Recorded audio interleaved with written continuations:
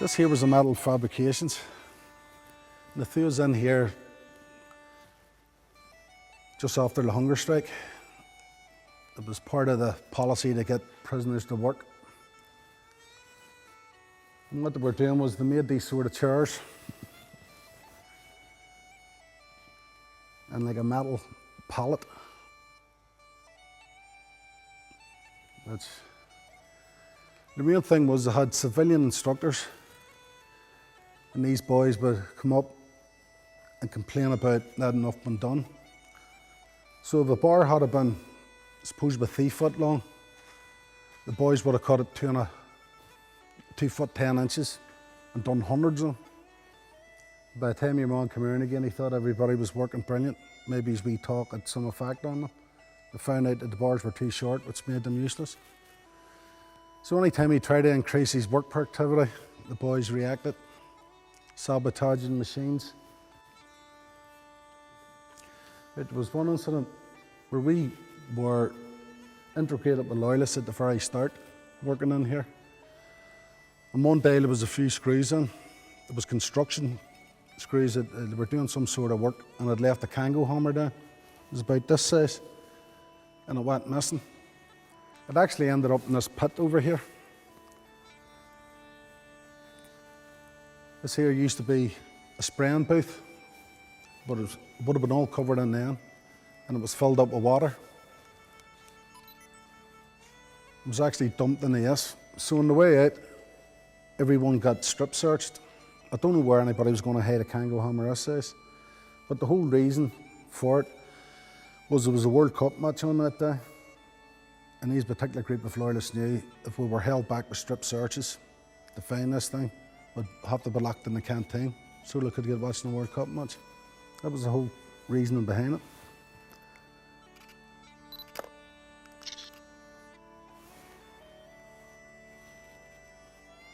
There used to be all machinery just all around the place. It was completely bunged with machinery.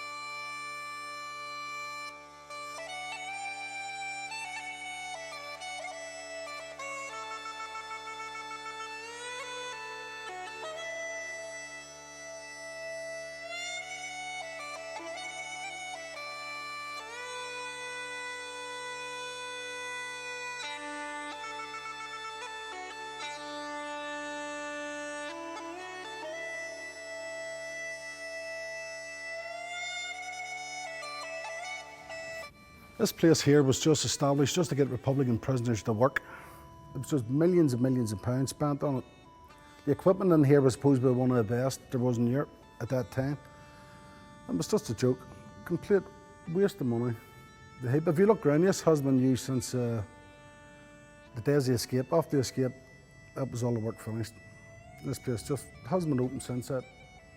The only thing's missing is the machinery. Just a complete, utter waste, a joke.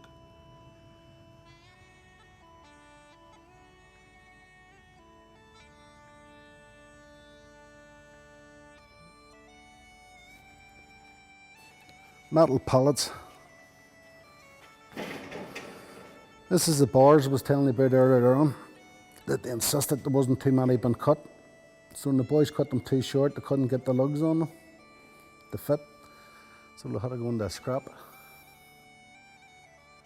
The time we used to get the screws would bring in their own bicycle frames, stripped down, and put in the spray booth that was over there, so they could spray them.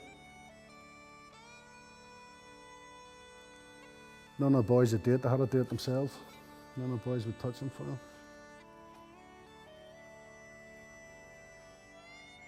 These boxes up here was just towers where the screw would sit in, just watch.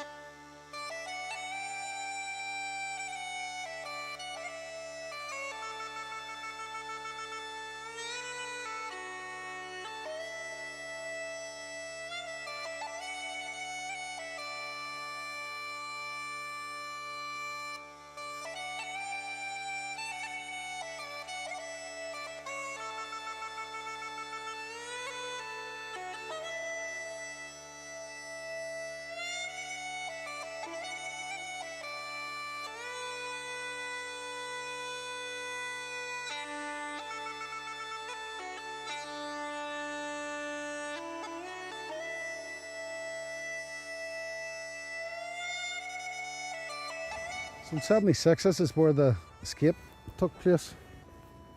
The hole that was actually dug would have been about 2 cubes down. It must have been about here,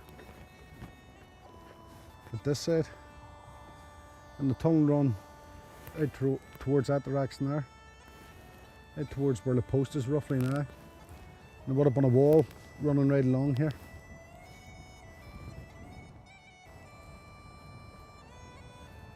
This here's cage 5. This is where the escape took place from. Completely different from the H blocks in every sense. Mostly it was about 70 men in the cage. You had your own officer command. So it was running military lines. You'd done your own cleaning. Most times you'd done your own cooking. You were able to get parcels in. You were locked up at night at about 8:30 or 9. You were locked in the hut, but you had association with whichever man was in the huts with you. You couldn't have just walked out and went into the next hut at that time. You were locked up 7:30 the next morning. You had a TV in the hut. You had some cooking facilities in the hut. You had washrooms. It was actually over outside the hut in another adjacent hut beside you. We were only in this about from 3 months. I think we were on it. The lads they embarked on a escape bid from this very hut here, from about this position that I'm standing in. Everybody thought it was going to work. High expectations at the time that it was going to come off. The digging went on for a few weeks. The stuff that came out of it had to be hidden down the timbers were in double layers. And the sand, it was mostly sand that was dug out, was poured down the inside of the timbers. Then it ended up under your bed, in your locker. You had a time when you were getting the raids, the search parties used to come in, so we had it sort of timed. The lads that was digging at night still had to get up in the morning for the parade. There used to be a parade at 9 o'clock. They still had to put their names down for football to keep suspicions down, that everything was just running normal. The tunnel itself, the entrance into it was about 2 foot square. It was a solid concrete floor. The lads dug through it with a hammer and chisel. It went down for about 5 foot, maybe 5.5 foot, and it was still 2 foot square. Very little shorn. At the start it was big rocks that we came across, which had to be placed back down in the hole. There was a lid made for when the screws come in for a head count the next morning. There was a block of concrete made with tiles stuck on it, so it could be placed over the hole, so it wouldn't be suspicious. So the large boulders that was dug out had to be placed back in the hole every night. Then once a head count at 7:30, the lads that dug that night all went to bed, and the day shift ones come in.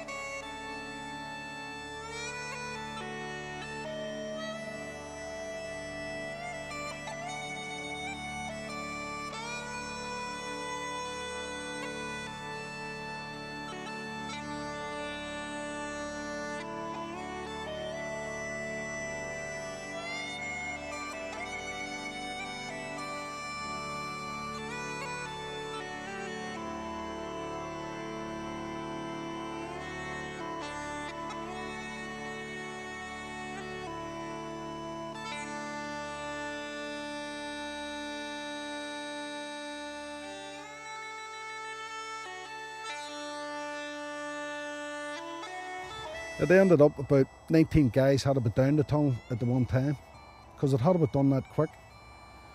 Shoring ways, there's very little shoring. There was a part of just over here where the fence met.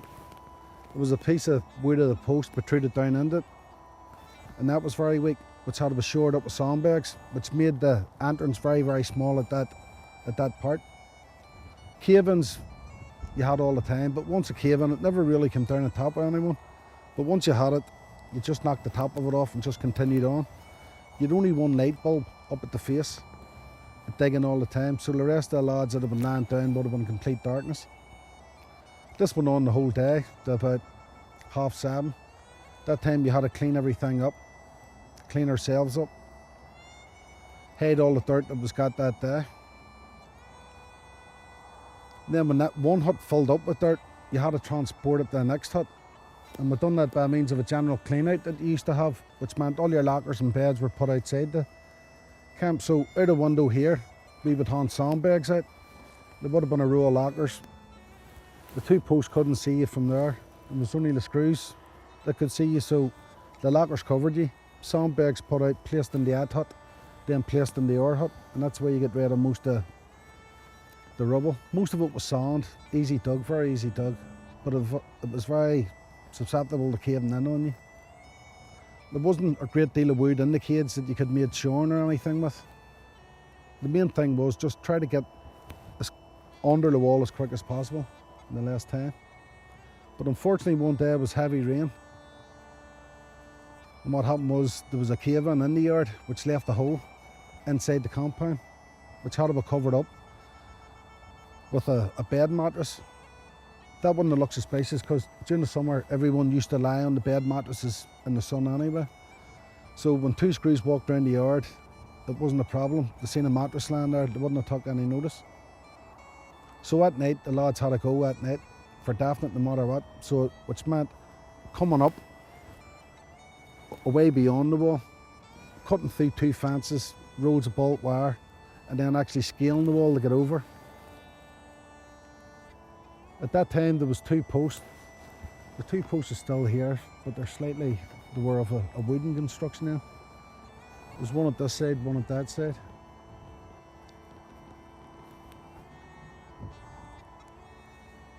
So the men went just straight over this direction and come up close to this one. They tried the grappling hook on the wall, but it wouldn't catch. So they found a plank lying on the inside of the wall and was able to prop that up on the wall and climb over it. They all escaped completely out of the vicinity here. Two was caught in Lisburn, then one the next day was caught in Lisburn. The rest of them all escaped completely. One or two was apprehended a year or two later. After the escape, it was just, they had about 3:30 in the morning, they actually escaped. And it wasn't until 7:30 the next morning when they realised, so they had a few hours start on them before the alarm actually went off. We were just placed in the end hut, which would have been up there. Made sure of our identity first, went through your details, the book, photographs. Made sure, because nobody was saying who escaped, so they had to find it out themselves. Once they ID'd everyone, you were put in the end hut, and we were put in the late on that night.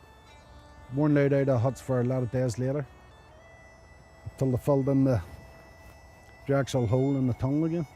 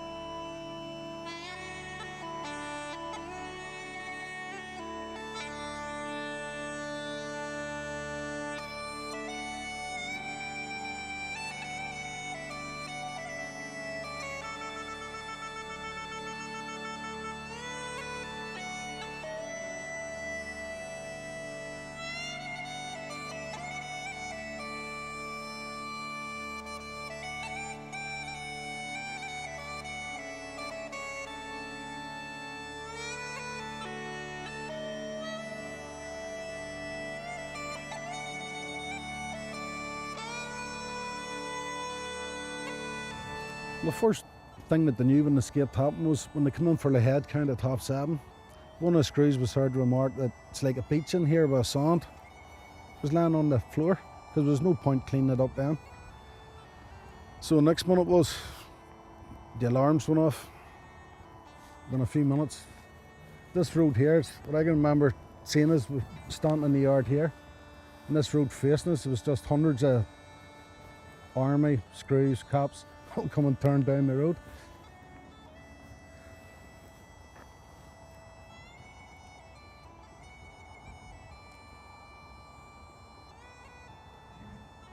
The screws hadn't the deals with it anyway, they had to work through our staff at the time. So any deals that had to be done would have had been through the OC kids at that time. Well, the next morning, when we came out, with a few hours before the actual crowd, the alarm went off. Once I went out, we were all went out to hut to look round the back here, which where the fence was here. And we seen it was a soldier down at this end. You couldn't really see, but he was throwing stones up the watchtower. When we took it, the one on the watchtower fell asleep. That's why he wasn't responding. Why I never seen anybody climbing over the wall.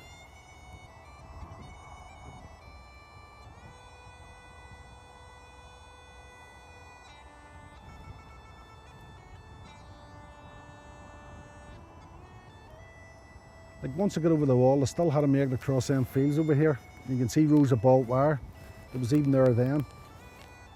And they extended on down for a good bit. That he actually cut through them as well to try to make it over the motorway.